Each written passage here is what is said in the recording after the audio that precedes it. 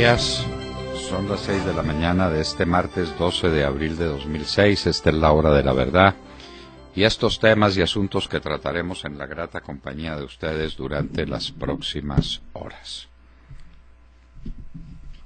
Es verdad, nos preguntamos, que este gobierno le regaló 4 años de televisión a unos periodistas, casualmente a los periodistas más amigos y casualmente a los más hirsutos adversarios del presidente Uribe y de la gente que lo acompaña, a Yamid Amat y a Daniel Coronel, para decirlo por sus nombres, y a Jorge Barón, tal vez para completar la historia. Le regalaron 4 años de televisión.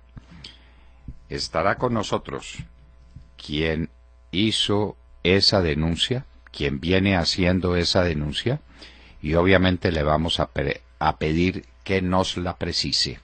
Claudia Bustamante estará con nosotros en la hora de la verdad.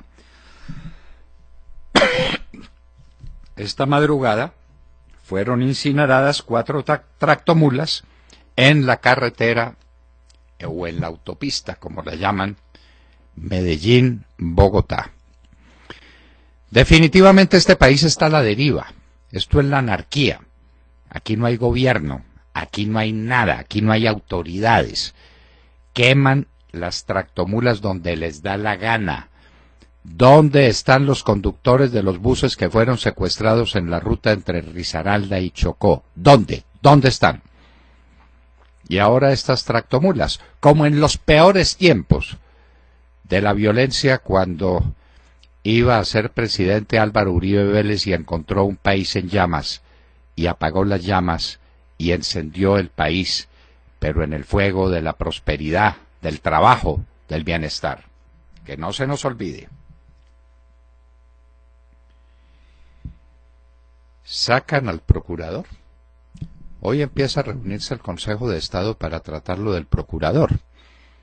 Esta señora nueva en el Consejo de Estado y cuyos antecedentes en la ciencia de lo contencioso administrativo estamos esperando, porque vamos a leer sus obras, sus tratados, a ver si se parece a de Lovader o a Balín o a Riveró o a cuál de los maestros, o a Bedel, a cuál de los maestros del derecho administrativo francés o del derecho administrativo colombiano, tal vez a Jaime Vidal Perdomo o Álvaro Copete Lizarralde, o a cuál de los grandes tratadistas colombianos.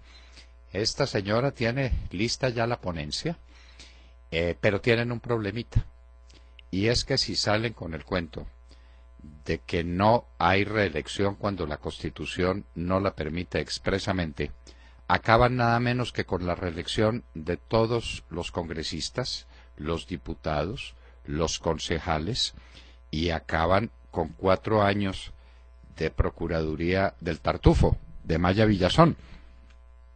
Entonces, ¿qué van a hacer? Entonces están buscando una linda. Es que unos magistrados de los que votaron por el procurador actual estaban impedidos. ¿En qué momento se plantea el tema de los impedimentos en una discusión? ¿Puede ser en una acción de nulidad a posteriori? Por supuesto que no. Por supuesto que no. El Consejo de Estado no tiene ningún argumento para dar por nula la elección del procurador Alejandro Ordóñez Maldonado. Ninguna. Pero lo van a hacer porque hay orden de Juanpa.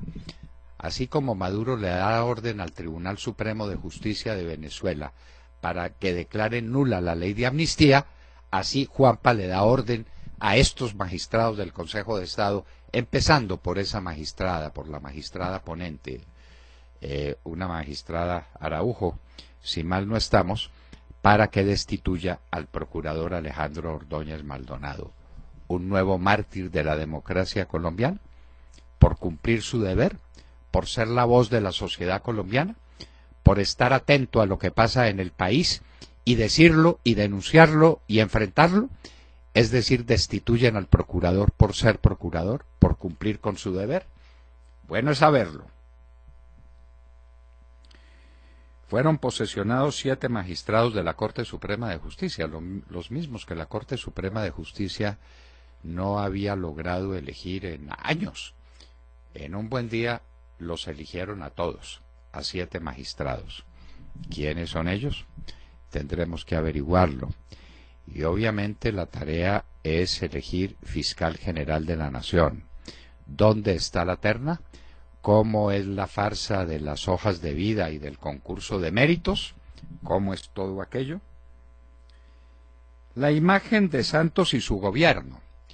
Aquí tenemos que apelar otra vez a las encuestas, porque las encuestas son la manera técnica, científica, de definir cosas como, por ejemplo, la opinión de un país con respecto al gobierno que tiene, al presidente que encabeza ese gobierno, a su propia situación, a la situación económica.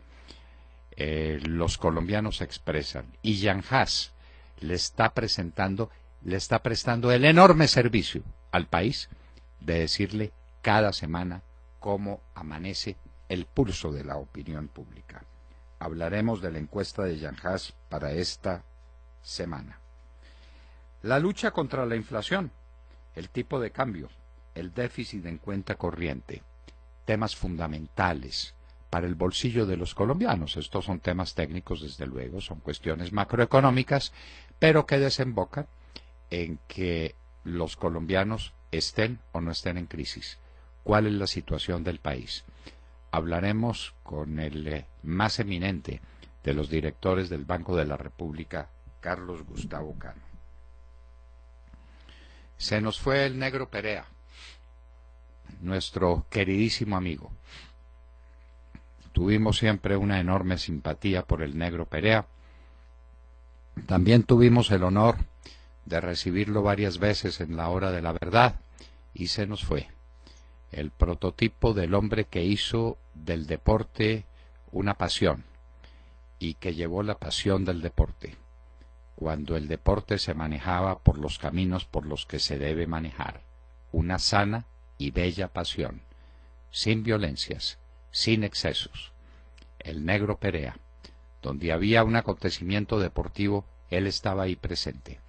Era especialista en todo, en fútbol, por supuesto, en béisbol, era una gran autoridad, en boxeo, una gran autoridad, y sobre todo como persona, un ser humano excepcional. Se nos fue el negro Perea. Se nos roban la pesca. Esta es la última noticia, y es que como Colombia no tiene una industria pesquera que valga la pena, porque no la tiene, porque no ha habido incentivos, no ha habido estímulos, no tenemos cadena de frío. Yo recuerdo hace cuántos años que Hernán Vallejo Mejía, siendo ministro de Agricultura, creó una cadena de frío, una gran firma, que se ocupara de darle frío a la pesca, es decir, de hacer la pesca posible. Pues como no hacemos nada por nuestros mares, hay otros que sí vienen a hacer de las suyas en nuestros mares. Nos preguntamos, ¿dónde está la Armada Nacional? ¿Dónde está? ¿Cuáles son sus buques? ¿Cuál es su potencial? Como la plata se va en mermelada sobre la tostada, para las cosas esenciales no hay dinero. Bueno, queridos oyentes, nos dicen que se acabaron los diálogos de La Habana. Ya las 48 rondas de negociaciones que tuvieron estos próceres, las conversaciones apasionantes entre hombres de Estado tan distinguidos, maravillosos. Esto ha sido un debate de la inteligencia, esto ha sido una cosa prodigiosa que nos ha ilustrado, que nos ha encendido de patriotismo. Una conversación entre semejantes bandidos y una delegación del gobierno nacional que válganos Dios, dirigida por Humberto de la Calle. Eso se termina. Ahora que viene el trabajo de unas subcomisiones que arreglaron, que está listo, que el jueves, pasado mañana, nos van a dar la razón. Y uno saca en limpio qué tienen y qué no tienen. La respuesta es muy sencilla. No han resuelto nada, no han comenzado nada.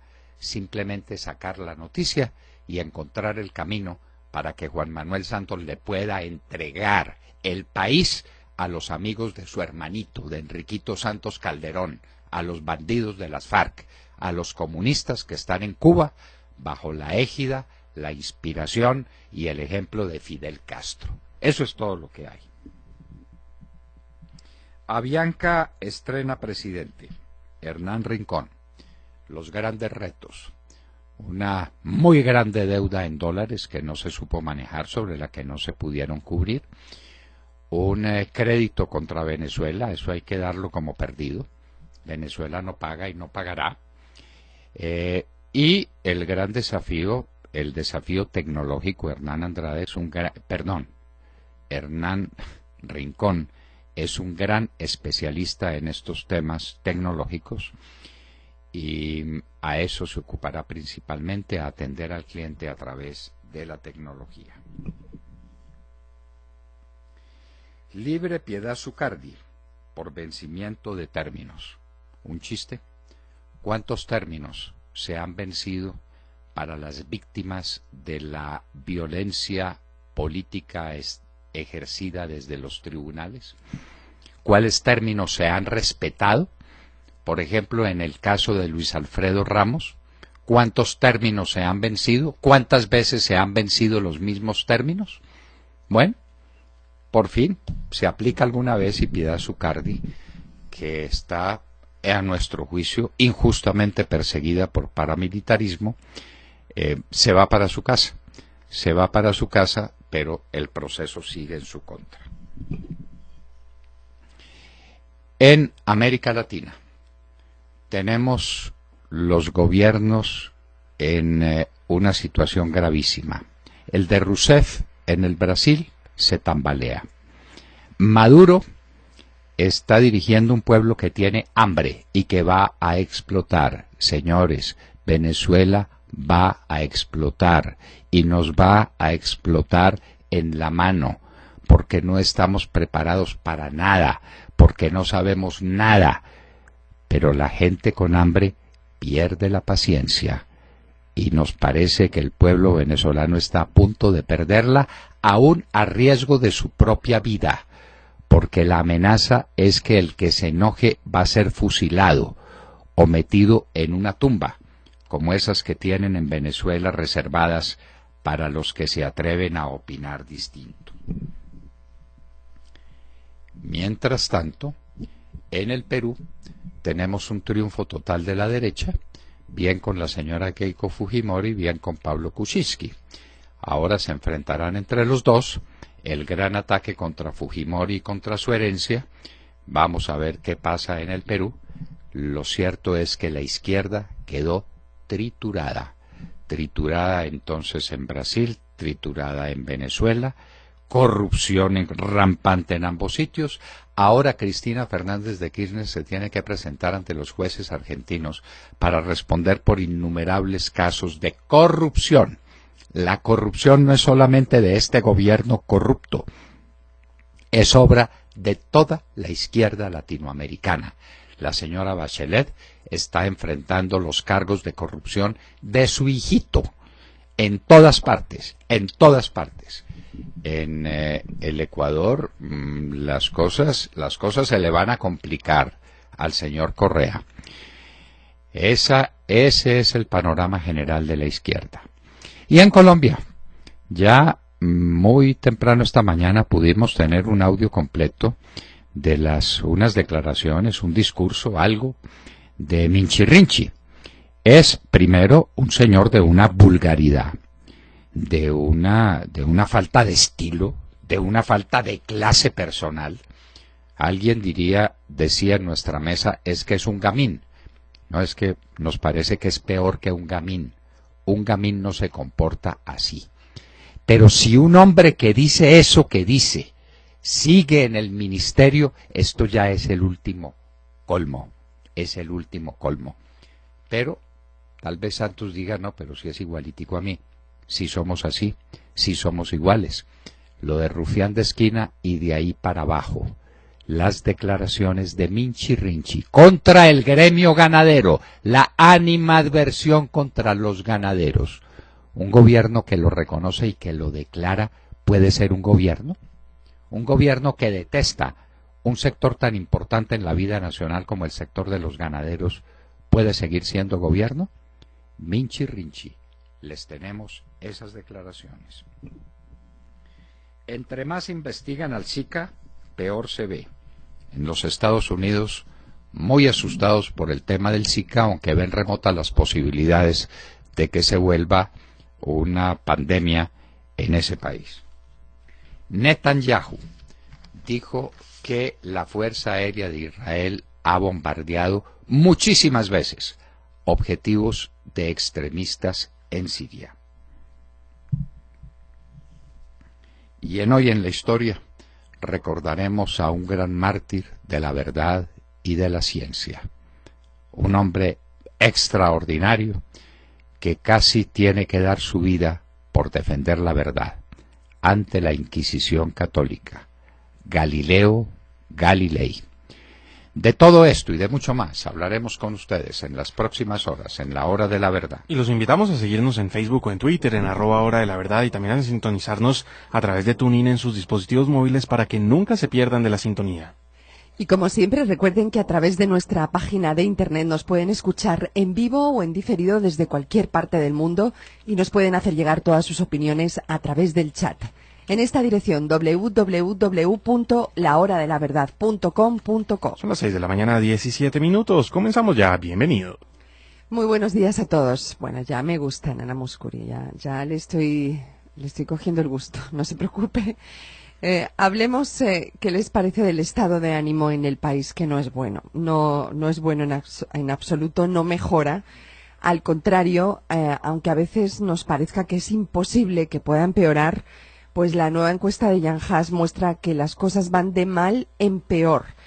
En la encuesta anterior de Jan Haas, el 73% de los colombianos pensaban que las cosas iban por mal camino en el país.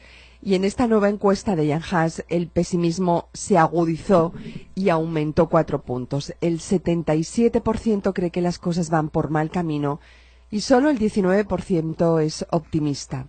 Y cuando preguntan por el futuro del país y cómo lo ven, el 40% dice sentirse pesimista, venía del 36%. Al presidente Juan Manuel Santos tampoco le va bien, digamos que es al que peor le va. Aumentó su desfavorabilidad, que ya es decir, en la última encuesta tenía el 64% de desfavorabilidad y en esta nueva encuesta tiene el 67% de descontento. Solo el 14% de la población aprueba su gestión. Y es peor entre los nativos digitales, que son los jóvenes, ¿no? Entre 18 y 24 años. El 77% no aprueba la forma en que el presidente Juan Manuel Santos está manejando el gobierno. Pero su gobierno tampoco sale bien librado. El 66% no aprueba el actual equipo de ministros y venía del 61%. Entre los jóvenes, el gabinete sale muy mal calificado. El 72% cree que no hacen un buen trabajo. La economía es un dolor de cabeza también en el país. Preguntan si piensan que la economía está progresando, estancada o en retroceso, y el 39% dice que está en retroceso, venía del 36%. El 52% cree que está estancada y el 8%, solo un 8% cree que mejora. El 59% cree que la situación de empleo en el país es muy mala, solo el 9% cree que es buena y el 48% cree que la situación económica para comprar bienes y servicios es muy mala también. Y para finalizar, el proceso de paz es terrible, les quiero decir. Sigue con altísimos niveles de descontento. El 70% no aprueba la forma en la que están manejando el proceso de paz. Entre los jóvenes es peor, el 73% no está de acuerdo. De modo que Montserrat, ¿qué porcentajes sí están de acuerdo? ¿El otro 30%? Porque usted nos dice cuántos están en desacuerdo con el proceso de paz. Nos dice el 70%. Le pregunto si el 30% está de acuerdo con la manera como se maneja el proceso de paz, o si hay un sector de encuestados que no saben o que no responden. Ya se lo digo, porque aquí está. El proceso de paz, el 73% entre los jóvenes, personas entre 18 y 24 años, el 18% está de acuerdo. Y el 73% no es el 27, cree que va mal. sino el 18. 18, exacto. Sí. Y entre los adultos tiene que ser cosa parecida. Entre los que entre no son los adultos, nativos digitales, el 70%, ¿y qué porcentaje está de acuerdo con la manera como se maneja el proceso? El 19% está de acuerdo. El 19%, exactamente. Sí. Entonces es gobernando un país con el 14, con el 12% de favorabilidad, sí, con un proceso triste, de paz, ¿no? en el que cree el 19% y el 70% no cree. De manera que buenas la tenemos. William Calderón. Doctor Londoño, buenos días Colombia, gracias por invitarnos a sus hogares y a sus vehículos. Hoy es martes 12 de abril del año 16. Hoy se cumple otro mes del vil asesinato de Rosenberg y de Ricardo y del atentado en cabeza de nuestro director de la Hora de la Verdad. William, fue el 15. Hoy es 12, eso fue el 15. Fue el 15, bueno, listo.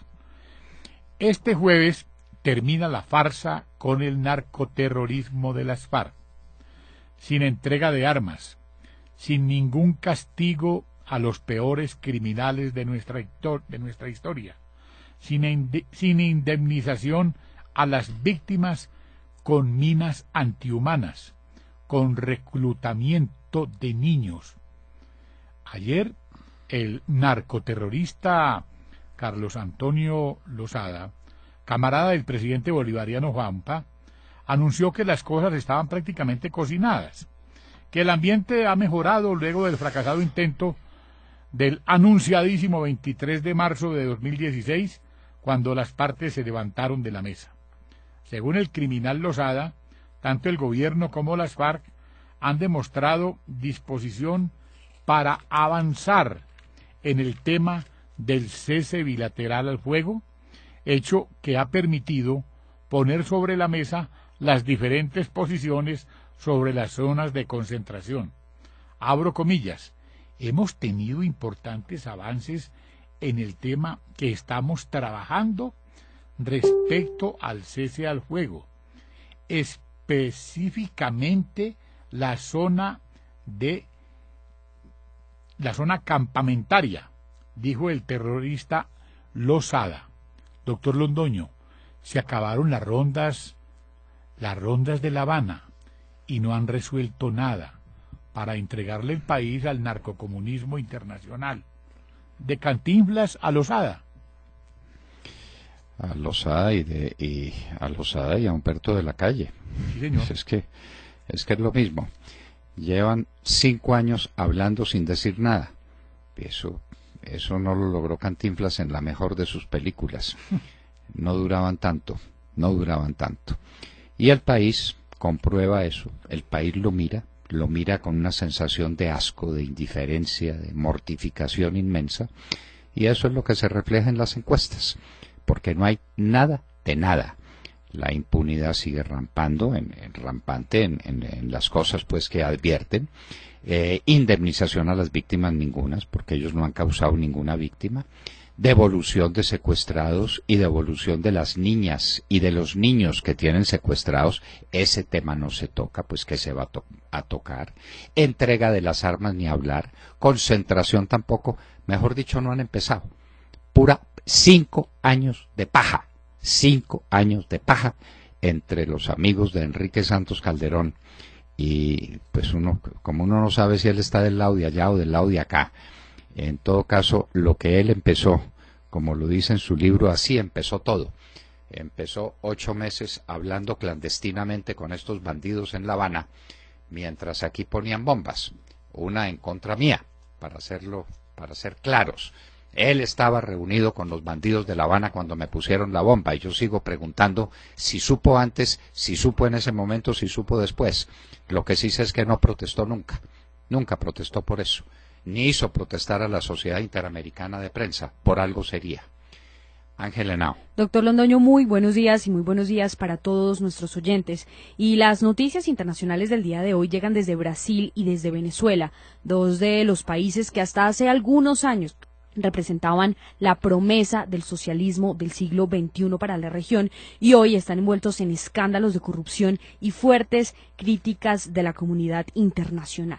Y bueno, empecemos por Brasil, y es que la Comisión Parlamentaria Especial en ese país aprobó la apertura del proceso de destitución parlamentaria conocido como impeachment de Dilma Rousseff, y lo hizo por un margen bien considerable, 38 votos a 27. Este es un paso más hacia el fin del mandato de la presidenta brasileña, pero no es definitivo aún. Y el dictamen de la comisión recomienda el impeachment de Rousseff y envía el proceso a la Cámara Baja por el crimen de responsabilidad de haber manipulado las cuentas públicas de los 2 últimos años con el objetivo de esconder el déficit y garantizarse así la reelección a fines del 2014. Y en este contexto la defensa de Rousseff insiste en que el proceso está viciado. El abogado general del Estado brasileño, José Eduardo Cardoso, insistió en que el proceso que determinaría si la presidenta Rousseff será sometida a un juicio político está viciado, es nulo y viola el derecho a la debida defensa. Doctor Londoño, y aunque la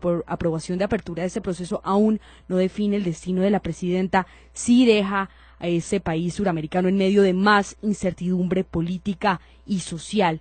Y por otro lado tenemos Venezuela. Y la noticia es que el presidente de Venezuela, Nicolás Maduro, llamó a acatar la sentencia del Tribunal Supremo de Justicia de su país, que ha declarado inconstitucional la ley de amnistía aprobada recientemente por el Parlamento con mayoría de oposición para liberar a decenas de opositores que están en prisión.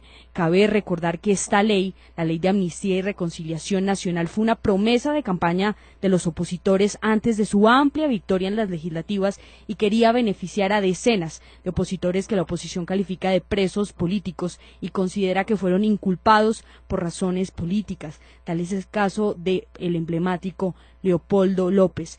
Y ante esto, doctor Londoño, la comunidad internacional ha vuelto a poner un llamado de alerta. Por ejemplo, el alto comisionado de las Naciones Unidas para los Derechos Humanos se mostró sorprendido y decepcionado por la decisión del Tribunal Supremo de Justicia de declarar inconstitucional esta ley.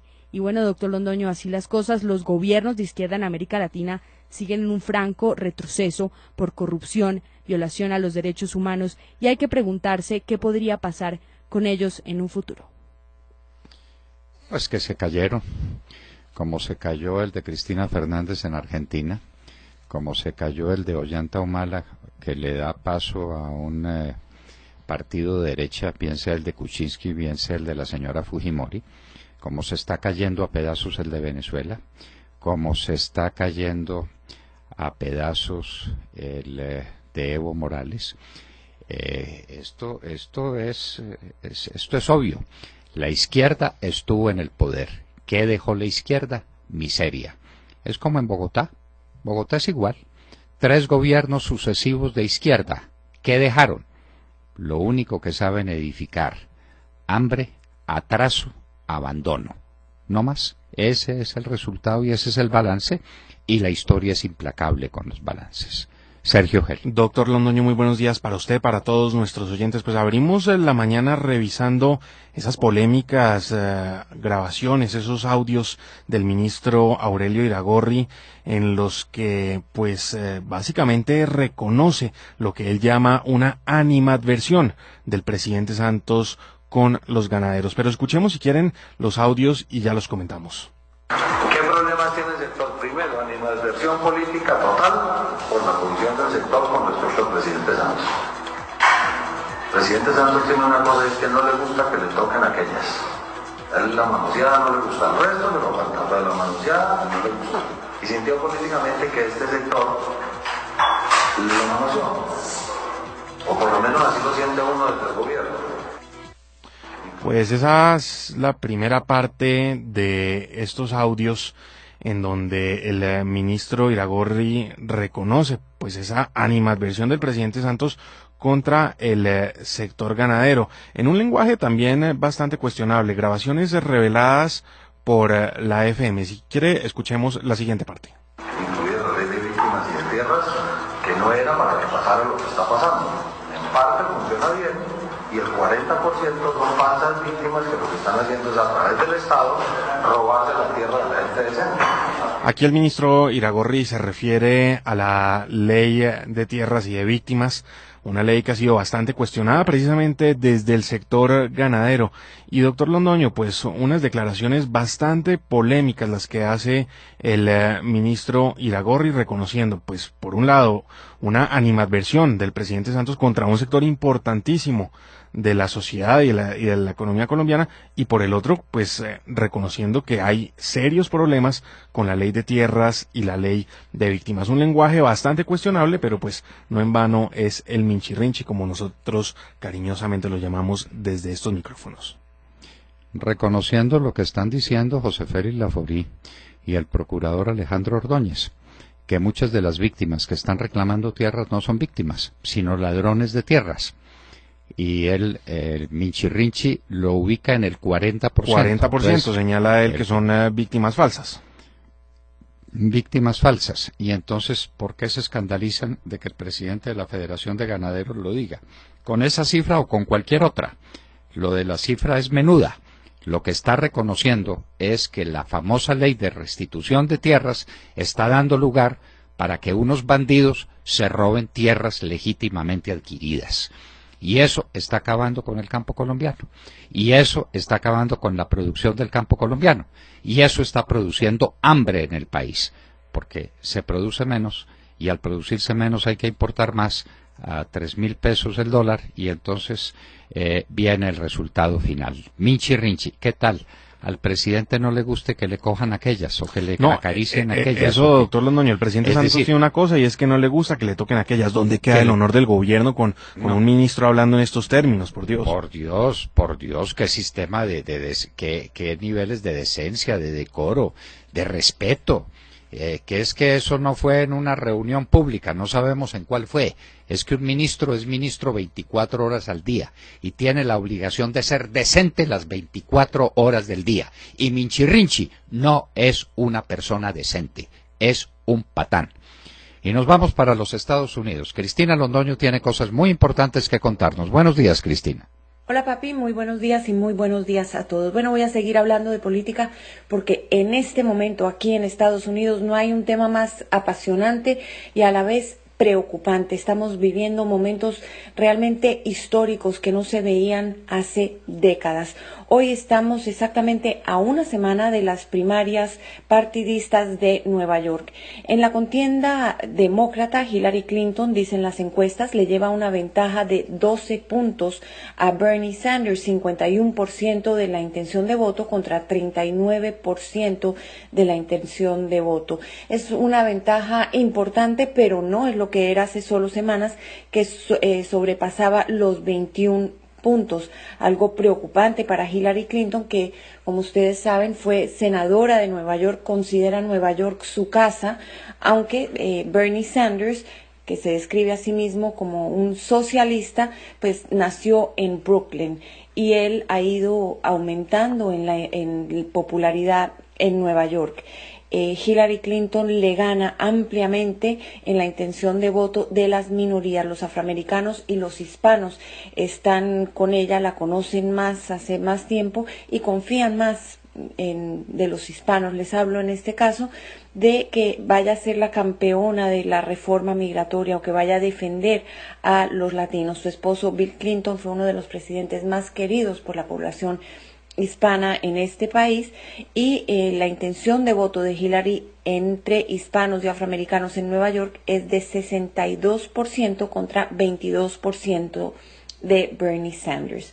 Vamos a ver qué pasa. Bernie Sanders dice que está confiado en que puede llegar a la convención demócrata, hacer que la convención demócrata sea una convención disputada, que no llegue Hillary Clinton ya declarada como la candidata oficial del Partido Demócrata, aunque le lleva una ventaja considerable en los delegados que ha ido obteniendo en todas las contiendas estatales. Del lado republicano, vemos que a un Donald Trump que empieza a preocuparse, a sentirse amenazado, y es que le están dando fuertes golpes por todas partes, y un hombre tan arrogante, se puede decir, tan vanidoso, pues no está acostumbrado a recibir tanto, a ser el blanco de tanto rechazo. Empezamos con un diario que sacó el Boston Globe, el periódico bandera, el más importante de la ciudad de Boston, que saca una separata se parece a la que sacan en Colombia el Día de los Inocentes. Esta es una separata imaginándose que Donald Trump es presidente. El titular, por ejemplo, dice empiezan las deportaciones masivas. Hay otro artículo diciendo que se cae en picada la bolsa, otro artículo diciendo que empiezan los problemas internacionales y se empiezan a desbaratar las alianzas con antiguos aliados estadounidenses. Donald Trump desestimó el periódico, dijo que básicamente que es una porquería de periódico. Sin embargo, está claro que le hizo bastante daño recibir ese rechazo. Por otro lado, la compañía Amazon ha recibido una petición de una organización de mujeres con unas 13,000 firmas pidiéndole que deje de vender artículos de la colección de Donald J. Trump. Vende 8 artículos. Amazon Prime hasta ahora no se ha pronunciado. Sin embargo, sabemos que la fabricante de colchones Certa dijo que ya no iba a reanudar su licencia con Trump. La cadena de deportes ESPN también retiró uno de sus tornamentos de celebridades de una cancha de golf de Donald Trump. La cadena NBC, como sabemos, sacó al evento Miss USA de la cadena, y Macy's también sacó la línea de ropa de Trump que tenía en sus estanterías. Aunque a pesar de todos estos golpes, por otro lado, el magnate sigue llevando la delantera en delegados. Aunque Ted Cruz y John Kasich se le empiezan a acercar y empiezan claramente a tratar de ver el horizonte y de ver cómo sería esa convención disputada.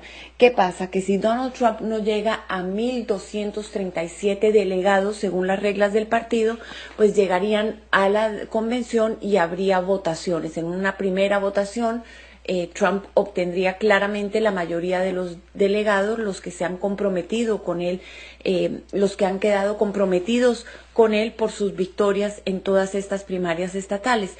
Pero ya vendrían segundos votos en los que los delegados podrían cambiar de candidato y darle la victoria de esa manera a otra persona que no sea Donald Trump. Nuevamente se los he dicho ya varias veces, pero la gran preocupación en este país es que si Donald Trump no llega sin los delegados necesarios, pero estando muy cerca a la nominación, podría haber brotes de violencia y habría, dicen los analistas, sería claramente la muerte del Partido Republicano si todos estos millones de votantes que han apoyado a Donald Trump sienten que les robaron la elección y que vienen los viejos del partido, el establecimiento del partido, a decidir por ellos y a quitarles su derecho democrático. Vamos a ver qué pasa. Ted Cruz y John Kasich se rehúsan a salirse de la contienda y empiezan a negociar maneras y a ver cómo sería el panorama de una de estas convenciones divididas. Donald Trump, ya como les dije, sintiéndose amenazado, empieza a decir que las elecciones están programadas y que que el proceso electoral se presta para todo tipo de trampas. Es lo que tengo por el momento. Ahora regreso contigo al estudio, papi. Que tengan muy buenos días y muy buenos días a todos. Cristina Londoño nos plantea esta situación gravísima de los Estados Unidos, y gravísima porque puede llegar a extremos en el caso de que Donald Trump no gane en las convenciones el número en las primarias el número de delegados suficiente para que la convención se limite a ratificarlo, sino que quede cerca, y quedando cerca le podrían quitar dentro de la convención, le podrían, a través de alianzas por supuesto, le podrían quitar el derecho a ser candidato republicano, y eso podría desatar un problema insuperable para ese partido. Y Hillary Clinton cada vez más cerca, o Sanders cada vez más cerca a Hillary Clinton, a quien le falta carisma y a quien le sobran problemas, pero el establecimiento la mantiene, y ahí va Hillary Clinton. De todas maneras, cualesquiera que sean los candidatos visibles, insistimos en que los Estados Unidos merecen mucho más y serían capaces de dar mucho más. El país más importante de la Tierra, en todos los órdenes, no puede tener una política tan mediocre. Es lo que hemos dicho aquí en La Hora de la Verdad y lo repetimos. Y en un minuto, Carlos Gustavo Cano, codirector del Banco de la República, estará con nosotros en La Hora de la Verdad.